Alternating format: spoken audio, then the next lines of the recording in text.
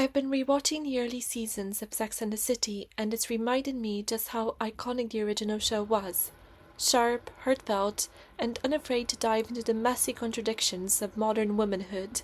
When And Just Like That was announced, it felt like a promising reunion, a chance to see how Carrie, Miranda, and Charlotte had grown into the next stage of life.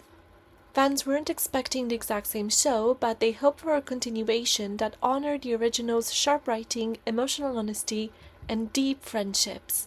But as I dove in, I couldn't help but wonder, had the show forgotten what made these women so compelling to begin with? Now that the sequel has ended, it's clear it never quite lived up to the hope. It often felt unsure of itself, torn between nostalgia and reinvention, and the final season only underlined those struggles. What we ended up with was uneven. Characters veered off course, major storylines got dropped or twisted, and new characters struggled to find footing. The sequel tried to modernize Sex and the City, but in doing so, it sometimes lost the essence of what made the original resonate. Here are the top 10 moments from And Just Like That that left Sex and the City fans the most confused, disappointed, or just plain cringe. Number 10. Charlotte melts down after one workday. Charlotte York Goldenblatt was once the poised, traditionalist presence of Sex and the City, often prissy and idealistic, but with moments of surprising depth. Her journey through marriage, motherhood, and recalibrating personal expectations eventually added layers to her persona. So when the show has her completely unravel after a single day back at work, it's baffling. This is a woman who navigated infertility, divorce, remarriage, adoption, and social politics with a mostly steady hand. The show doesn't always do her justice. Some storylines flatten her into exaggerated emotional outbursts and melodrama, missing opportunities to fully explore her midlife reinvention and work-family balance. While Charlotte retains her charm, at times she feels more cartoonish than the layered, nuanced character fans once knew. Number 9. Brady's age makes no sense. Brady Hobbs was born in Season 4 of Sex and the City, which would make him about 22 in And Just Like That Season 3. But his depiction fluctuates widely. In Season 1, he behaves like a moody high schooler, complete with teenage rebellion and awkward PDA. By Season 3, he's matured into a post-breakup philosopher backpacking through Europe. It's not that people don't grow, it's that his growth feels unearned and out of sync with the show's timeline. Viewers are left wondering, did we miss 5 years? Was he de-aged and re-aged like a Marvel character? It's sloppy continuity and fans noticed. Number 8. Che's role disruption without depth. Che Diaz was introduced as a bold new voice in Carrie's world. Comic, performer, truth-teller. But instead of grounding the show, they unsettled it. What could have been a layered exploration of identity and artistry became an uneven mix of stand-up bites, social justice soundbites, and inconsistent characterization. As many viewers noted, Che often felt like a caricature of queer stereotypes, their social justice persona was annoying, and, in the end, they just weren't that funny. Miranda, who once criticized her friend's flaky romances, ended up living her own Mr. Big drama with a character who consistently refuses responsibility. Che dismisses her emotional needs, offers fleeting attention, and doles out breadcrumbs disguised as affection. That I owe you nothing attitude makes them despicable. The bigger issue wasn't Che's queerness, it was how the writing used them as a blunt instrument. They served as a trigger for Miranda's upheaval, but without giving either character the emotional scaffolding to make that journey feel earned.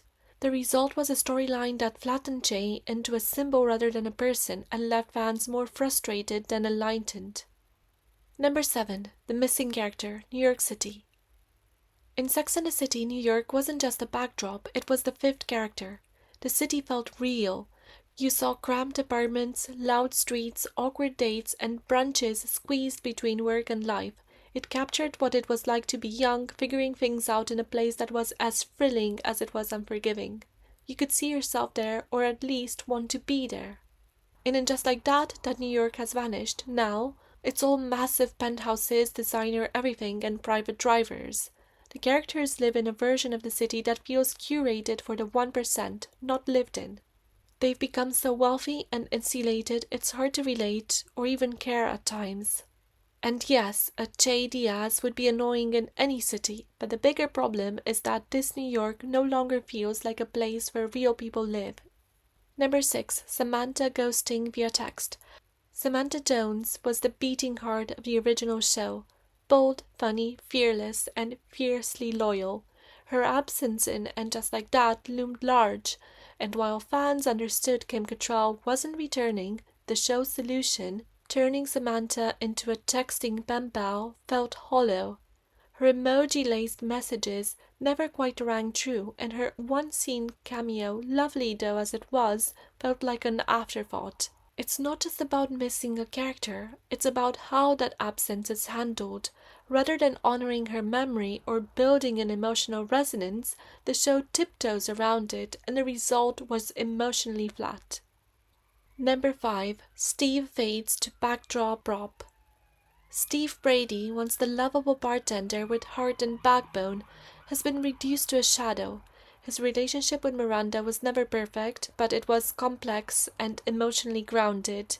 In And Just Like That, he mostly grunts, stares, and disappears. The show uses his hearing loss as a shorthand for obsolescence, which is both lazy and disrespectful. Fans wanted to see a Steve with agency, insight, and depth, not a man reduced to plot convenience. He deserved more than being the collateral damage of Miranda's midlife spiral. Number 4. Lisa Todd Wexley's dad dies twice? In season 1, Lisa makes a casual but clear reference to her father having passed away.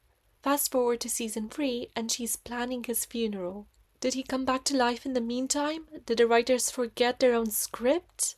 For a show that once prided itself on clever continuity, this kind of error is glaring. Lisa already struggles for screen time despite being one of the most grounded new characters. Giving her a storyline that directly contradicts her dialogue is sloppy at best, disrespectful at worst. Number 3. Aiden returns, and it's awful again. The Aiden comeback could have been a satisfying second chance, a mature rekindling of a once tender relationship, but instead, we got all the worst aspects of their original dynamic reheated. He guilt-trips Carrie, makes her feel responsible for his past, and then abruptly leaves with a vague, maybe in 5 years, promise. Critics have called him out for being controlling and emotionally inconsistent, and they're not wrong. Rather than learning from the past, Aiden falls back into toxic patterns. The reunion could have explored emotional growth. Instead, it felt like déjà vu. Number 2. Miranda's personality, 404, not found. No character has suffered more in this reboot than Miranda Hobbs. In the original series, Miranda was the voice of reason, a sharp, driven pragmatist. While Carrie agonized over Big, and Charlotte chased fairy tales, Miranda was practical, skeptical, and smart enough to see through the nonsense. She invested in property before it was cool, trained for marathons, and wasn't afraid to tell her friends when their boyfriends were toxic. She was grounded, ambitious, and crucially, believable. And just like that, that foundation is gone. The sharp, pragmatic lawyer is rewritten as impulsive and unmoored, abandoning Steve without much thought, wandering away from her legal career, and chasing Che across the country with little reflection. Instead of showcasing growth or a meaningful reinvention, the show reduces Miranda to a series of erratic choices that feel at odds with the woman we once knew. Her relationship with Che could have been a chance to explore queer awakening in the Middle Age with deep nuance. Instead, it played like a string of rash decisions. The result is less a reinvention than a dismantling, a character once defined by clarity and resilience, now written as inconsistent and strangely hollow. Number 1. Was Big a big mistake? Carrie, you must be kidding. Carrie Bradshaw was once raw, funny, and candid in ways that made Sex and the City revolutionary. From rabbit vibrators to body positivity advice, she tackled topics others wouldn't touch. And just like that, that boldness is muted. She shies away from discussions about sexual wellness on her podcast, retreating from the curiosity and humor that defined her character. That shift is compounded by the handling of her relationship with Mr. Big. Carrie and Mr. Big were the emotional furrow line of Sex and the City.